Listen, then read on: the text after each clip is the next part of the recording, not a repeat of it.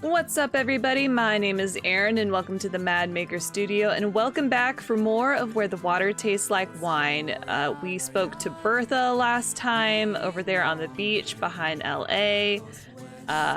We're going to try and make our way to Colorado now to meet our final new recurring character. And then we're going to work on chipping away at everyone else until we get all their Chapter 3s unlocked. And then we'll just let chaos unfold at will.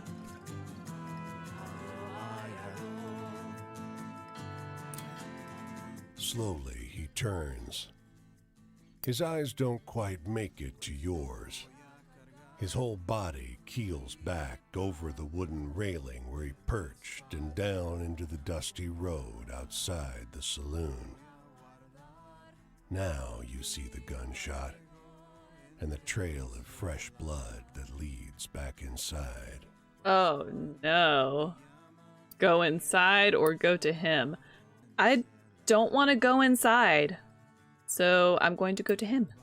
Kneeling by his side, you offer platitudes you know are no good. His hand takes yours, and into your palm he presses 2 silver coins, slick with blood. Ice, he pleads, the last of his life rushing from his lips. Oh, I'm not going to rob a dying man. I'm going to honor his wish. And again, because we are like in a very supernatural setting, I'm going to need to make sure he's got some coins to pay the ferryman, okay? So we're going to put the coins on his eyes. You carefully lay the coins over both closed eyes, trying as respectfully as you can manage to fasten them in position. And you move on. Before you turn the corner, you look over your shoulder. He's still there. Of course he's still there. He's dead. Was I expecting him to move? I guess I wouldn't be surprised if he did, because then he would just be another ghost. Another ghost roaming this mortal plane.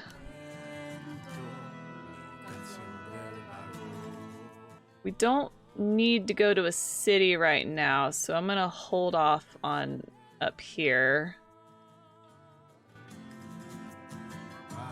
I'll worry about grabbing those stories when I come back this way, because I'm sure I will, but I need to progress.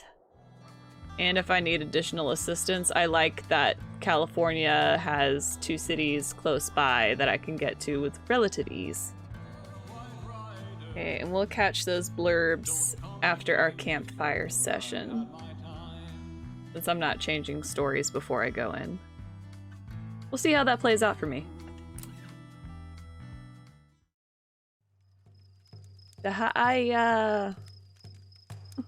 I am glad that we have met again, Shik'is, my friend. I did not finish my story for you before.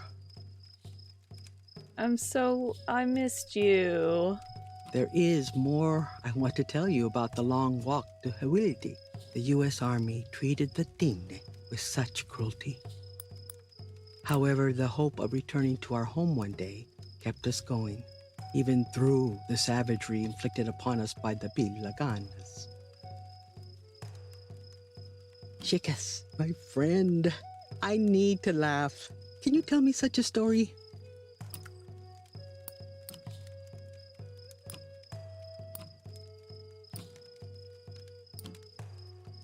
Oh, she already knows about the kitten basket. Oh no. I'm not prepared. Would she also laugh at my misfortune of getting stuck with the bill?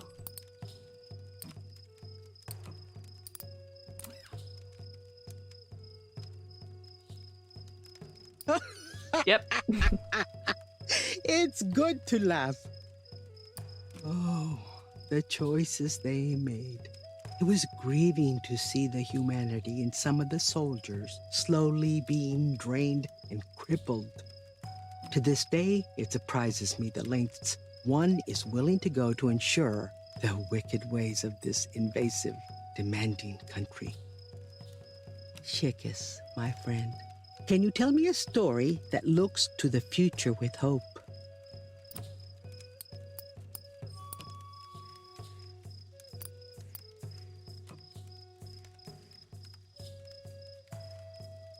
The Tigre are like that too, strong in the face of adversity. That story brings me hope. Our home. We were so far displaced from the four sacred mountains. The landscape changed. There was no canyon. The crops did not grow in abundance. And the ancestors became a whisper that rode on the breeze when the wind came in from the west. Alright, one of my dogs just decided to make a cameo. That was Abbey Road, by the way. I've got 3 dogs in the room with me. I have Abbey Road, Penny Lane, and Sophie Grace.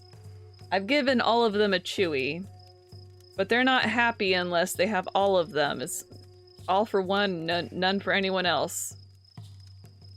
Since that day we stepped foot on Hawildi, we were being beckoned home. Shik'is, my friend, can you tell me a story that brings strength to those who hear it?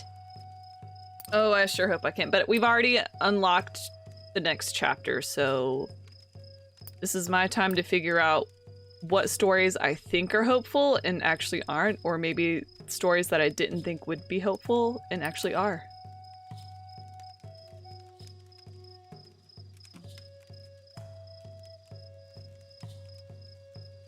That was a good story. It pleases me to hear about people taking strength from each other, or from the land, or from themselves. Another person told me the Bilaganas believe in a place called heaven. I imagine this isn't the same spiritual place where our holy people and ancestors have journeyed onto after they passed away. Shik'is, my friend, tell me a funny story. I am sure you hear many on the road. Oh, a lot less than you think. But thanks, you flatter me.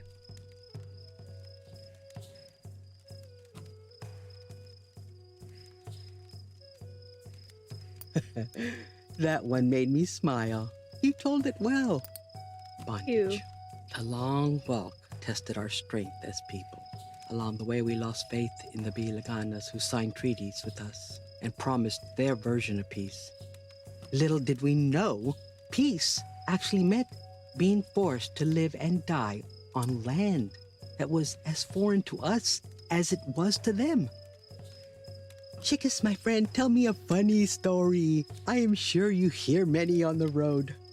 Oh, we're telling a lot of stories that I'm not prepared for. Was this one funny? I know I just told it. Yep. Okay. I will remember that. It's good to laugh. Faith? If it wasn't for the medicine on this earth, our traditional language, and all the prayers and stories the elders passed on to us, we might have perished. Knowing that I was a living, breathing creation story has kept me alive in the face of dread and doubt. And now the sun is rising. I must prepare to leave. I have a long walk this way. Tonight I wondered, what memory do we carry in our blood? What will be passed on to our children through the power of witnessing and feeling the harsh flecks of humanity like sparks from a fire landing against the skin? I'm left wondering what will become of our culture and our people once the cycle of inhumanity has run its course. We sing our way through it and look to the holy people for strength and protection. There is an overwhelming vitality in our songs. What songs help you to heal and persevere, Shik'is? I don't know off the top of my head. I love talking to her. She makes me feel woke.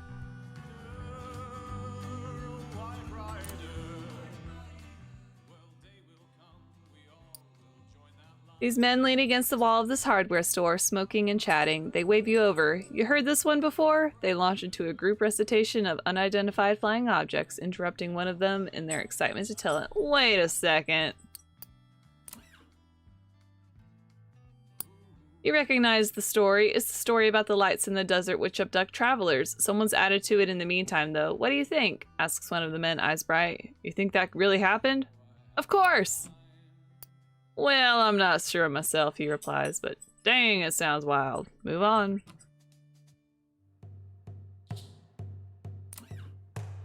An excitable man in dirty suspenders waves you over to a cave mouth. Partner, do me a favor, friend. Can you, inspect that cave there? Got 2 bits with your name on them. I do not know if I want to do that, just based on this picture, but alright. The cave interior is nice and cool.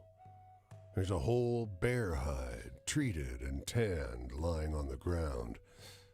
Would be a good spot to rest for a time, if not for the human skeleton. Naturally, we're gonna check the bones. Back of the skull has a hole about the size of a quarter. You find a slip of journal paper inside the mouth. Normal bones, which Floyd the respectable prospector ain't touched nor seen much, merely stumbled upon during honest business. That's a totally normal thing to find. I guess you're in the clear, dude. The man jumps out of his suspenders when he notices your return. Friend! Oh, gave me an awful scare. Making me think you got lost in there.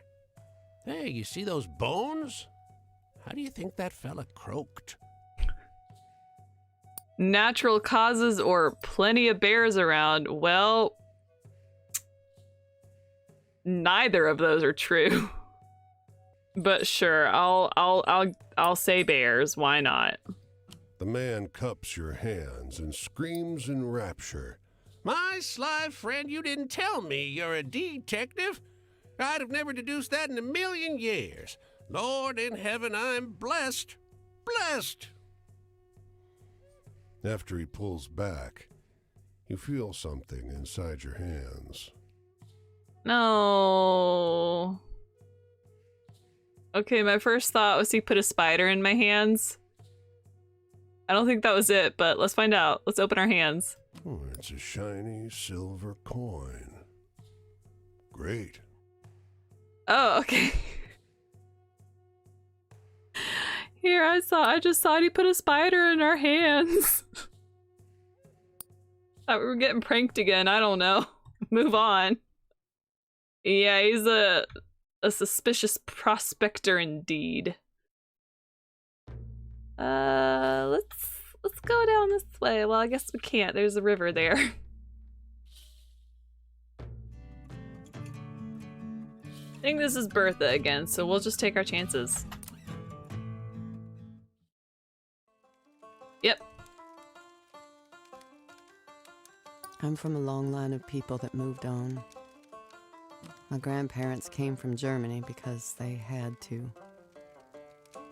My husband's parents came west to Ohio, then Missouri, then Oklahoma.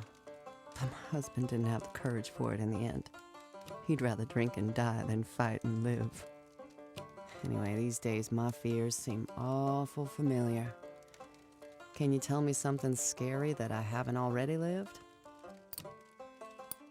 Why, yes. Let me finish exhausting out this story about the winged goat by the pristine water.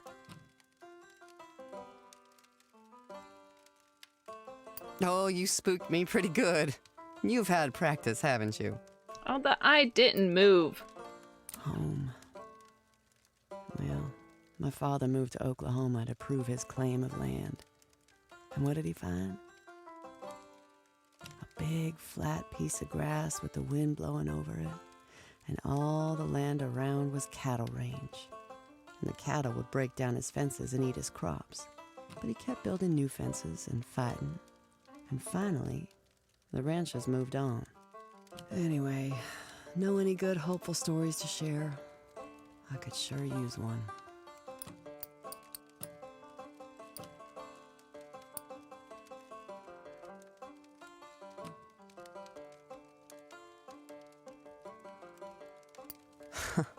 That's a good one. I'll try to remember it when I'm out in the fields. Ooh, I was hoping that one would work.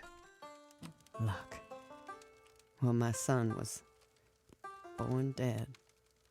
No reason to that. We don't get to pick what happens to us. Been so long since I last chuckled, I'm not sure my mouth can do it anymore. Can you tell me a story that'll make me laugh? Oh, I sure hope so.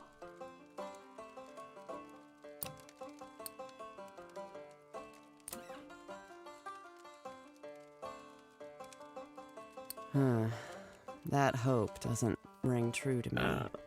Okay, ducks are not funny. They're hopeful. Joy. Well, my husband's mother, Vivia, was a cuss. She told me once, it feels like a pretty good vengeance just being alive still when the world wants you dead. I've had a hard day. Do you know any hopeful stories to cheer me up? Well, I did, but I didn't tell it at the right time, so, slim pickings right now. I feel like the dog is a sad story, but I don't remember. I just remember that it ran away from me.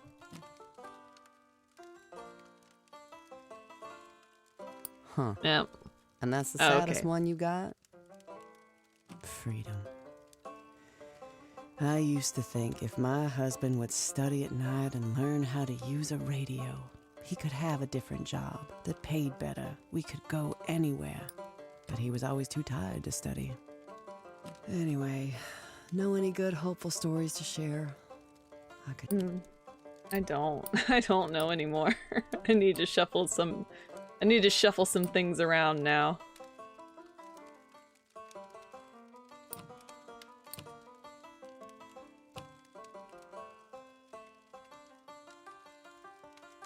Thank you for sharing that one. I feel a little better now. I haven't heard from my family since they headed back to Oklahoma. The way I see it, my husband killed them, heading back into the dust the way he did. Oh, no, honey. Okay, so if we're still following along with the theory that we're all traveling this in-between plane of existence, if she's like Althea, she's already dead. So maybe the husband didn't leave because of job and took the family. They left because she died. I'm gonna stick with that for now. I fought him as hard as I could.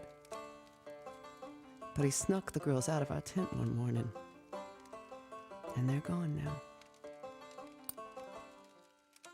And here's the sun. I've got to get going. I'm following the work, of course, because I have to. Because I can't give up. If you're going up the road this way, you'll find me there.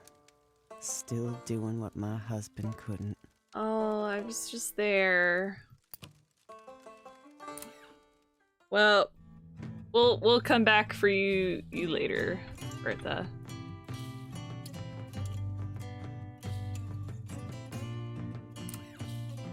You reckon he can make the time? The old-timer elbows you as you try to get a look from the edge of the pen.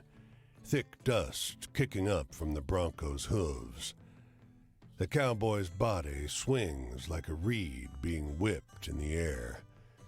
He doesn't fall quite yet.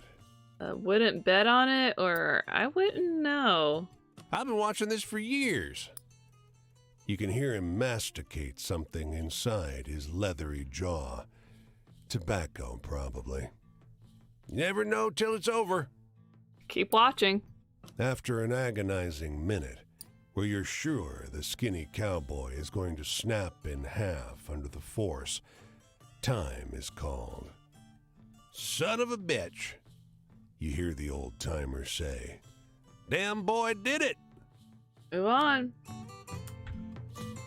Rodeo. He's parked his car by the side of the road. A luxurious black thing, waxed so that it mirrors the stars in the sky overhead. The desert dust doesn't seem to stick to it. You find the driver, alone, retrieving something from the trunk. Ask him what he's doing. Well, what's it look like I'm doing? He asks, as though it's obvious. He doesn't sound like the Okies driving on the road west. He has the cold tones of an educated New Englander. The pointed feet of a tripod dig into the coarse sand, hoisting his telescope heavenward. So you're far from home, or you're staring at the stars? Not the stars, friend. His tone is outwardly irritated, but unable to mask his glee at correcting your misapprehension. Looking for a planet. There's a ninth one, orbiting far beyond Neptune. What's it called? Nothing yet, but we all know it's out there, waiting for someone to prove it exists. And once you can prove something exists, you get to name it. Can you imagine naming a thing that every generation hence for all time will remember you for? Move on. All right, whatever makes you happy, dude. Eh, eh, eh. Oh, this guy again. This man reads the newspaper with barely contained horror, his grimace spreading wider and wider as he makes his way down the page. Suddenly, his frown cracks into something with a little more amazement in it. Whoa, he says. What's the matter? He reads out a story about the 60 unidentified corpses buried together in one cemetery. You're shocked. It's the story of the anonymous grave, but with some bits changed. Do you think that really happened, he asks. It's all made up, or oh, yes. He shrugs. Sounds like nonsense to me for sure, he says. Stuff they print these days. Move on.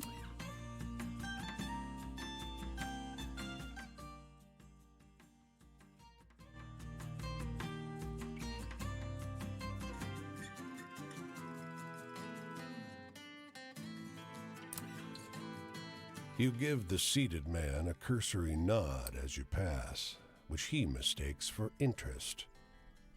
Wondering where you've seen me before? He beams. How about on the roundabout roads and twisting trails of America the Beautiful? Yes, I'm Walking Willis. You have no idea. It's Walking Willis. Ah. Funny, most folks know old Walking Willis. I've been walking across this great country back and forth for years now. You see, I ain't got a home. Walking's all I do. I'm always walking. Are you making fun of me right now? Well, no. Right now, I'm just resting a minute. Resting my dogs. Ain't Walking Willis allowed to rest his dogs for a minute? Heck yeah. That's right. That's right. He lowers the brim of his hat and goes to sleep. Move on. Oh, Walking Willis.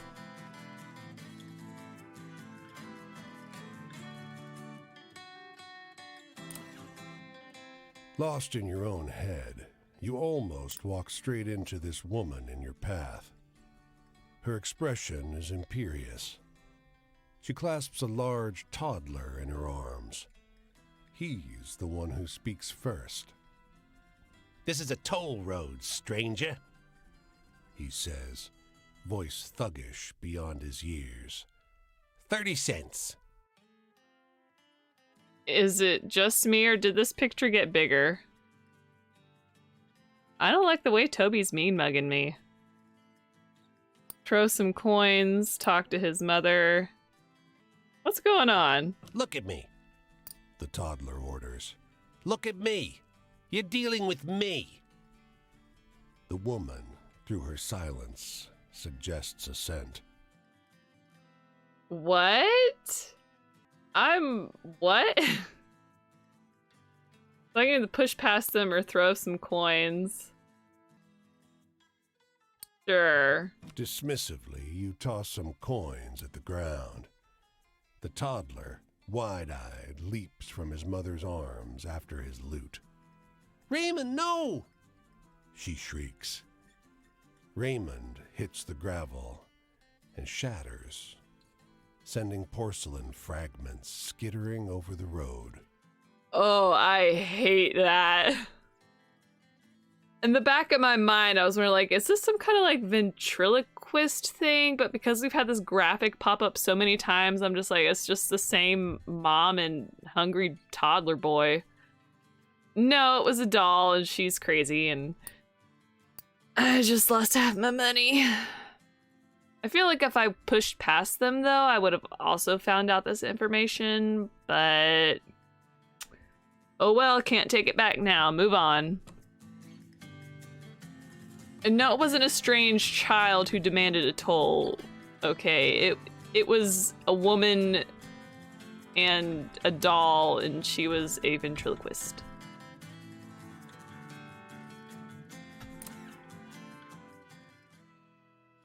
This man can barely wait to get through the pleasantries before asking if you've heard this story.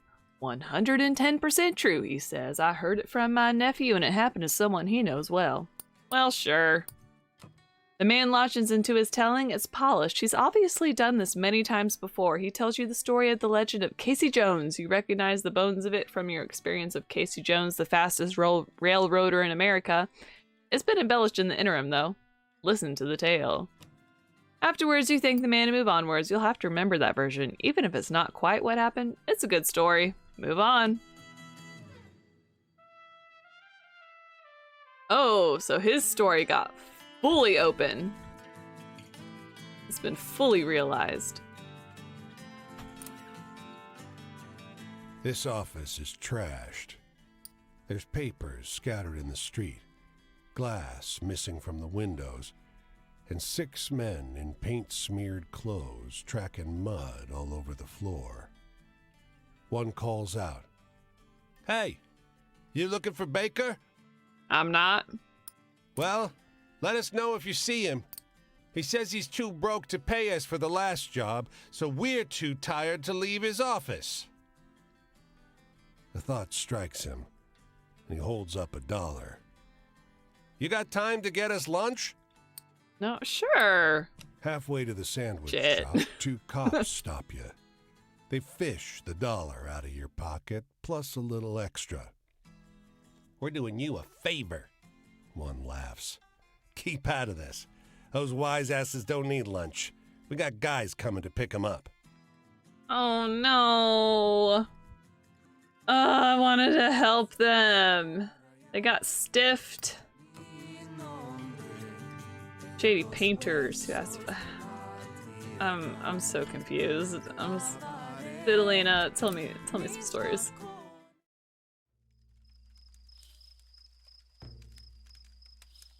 Bienvenidos. Come, sit with me. Sit with una vieja curandera. It is safe conmigo. Few brujas would dare attack una curandera. There are some of these witches, though they are strong enough to contend with una curandera, or foolish enough to try. I work mainly with las curaciones por la gente, pero I have more than un poquito de práctica with fending off the curses of las brujas. Okay. We're in the desert, right? And we met a freakish corpse man who said he was cursed by 2 witches. He was in the desert. Fidelina, what is your story? I have to know now. It is not for una curandera to take una vida, but I am not afraid to hobble las brujas. That's right, don't touch my girl. Fidelina is strong. She will take you.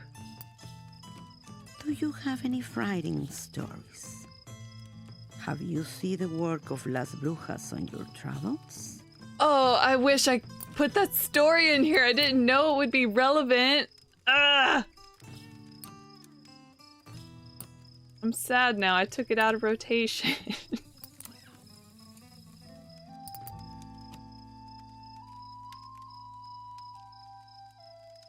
Oh, wow. What a story. Mira mis manos. They are shaking. Well, I'm gonna have to remember to put the corpse witch curse story back in my inventory before I talk to her again, because that would have been so perfect.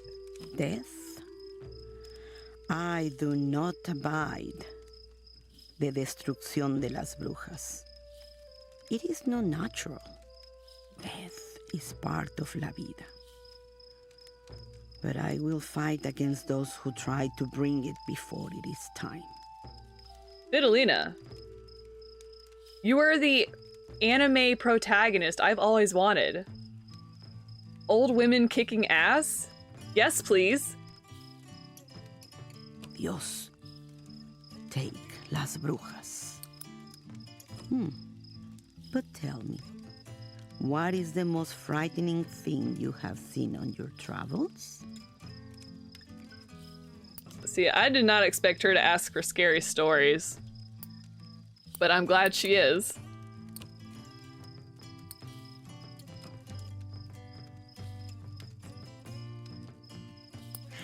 What a good story. Like what mi hermano used to tell me as a girl. My choice? I did not choose to become a healer. It was revealed I had el talento para la curación.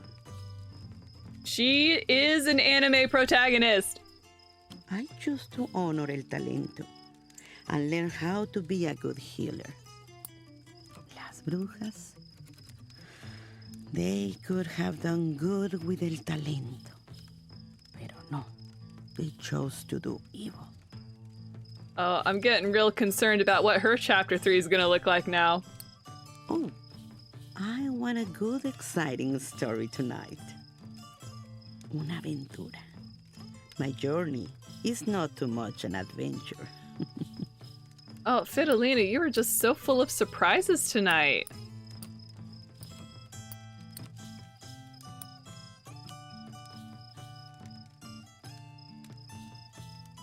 Ay, how brave. Dios protect you through these wild adventures.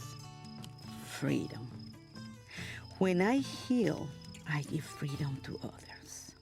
So my calling to be una curandera, it is all about freedom.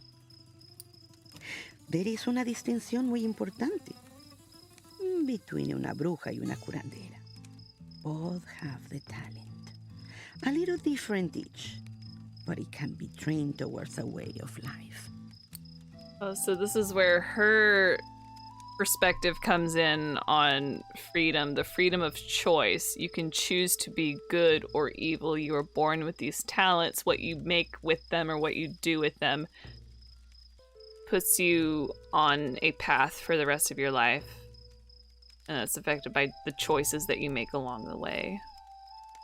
I don't know what I'm saying. I'm rambling. The writing is so good. Las brujas choose to hurt, and las curanderas choose to heal. But tell me, what is the most frightening thing you have seen on your travels? And this is also good because it's confirming that each time we go see a character, they want a different theme of stories, so we don't get bogged down in one genre.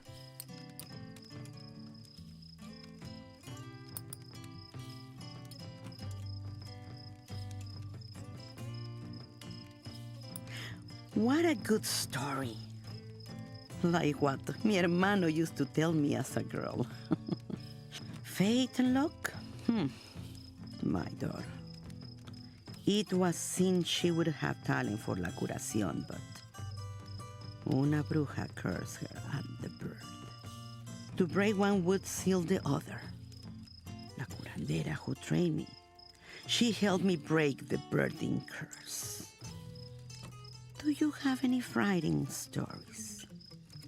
Have you seen the work of las brujas on your travels? Oh, I wish we could swap out stories in the campfire, but we can't. Ugh.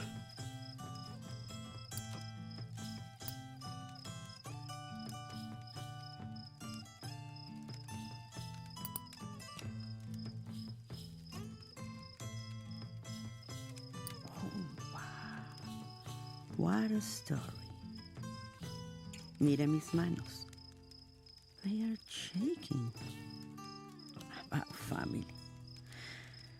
When una bruja completes her pact with el diablo, she forsakes la familia that give her life. And again, I'm having flashbacks to Althea, who very clearly and deliberately and explicitly made a deal with the devil. Does that mean Althea is a witch? No. I don't know. It breaks una familia to lose a daughter to the way of las brujas. Una curandera strengthens her community. Y las brujas, they become jealous. Morning once again. So I must go. We must cut our stories short. Oh, but we hit all the marks and we still didn't get the eye open. I am traveling this way.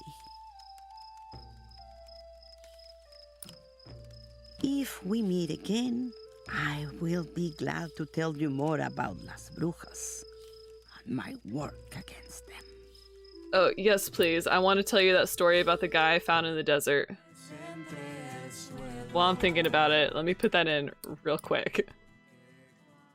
Okay, real quick. I did not realize how many stories I had in this category. Look.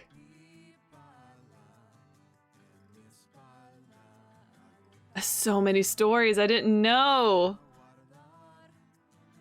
So we still have not met the new friend up there in Colorado, which is okay. We'll get there eventually. You know what? I'm going to go ahead and call this episode of Where the Water Tastes Like Wine here. I've got a lot to chew on and a lot to think about when I'm editing these next few episodes. Thank you so much for joining me. Please leave a like, comment, and subscribe if you haven't already, and I hope to see you next time. Bye!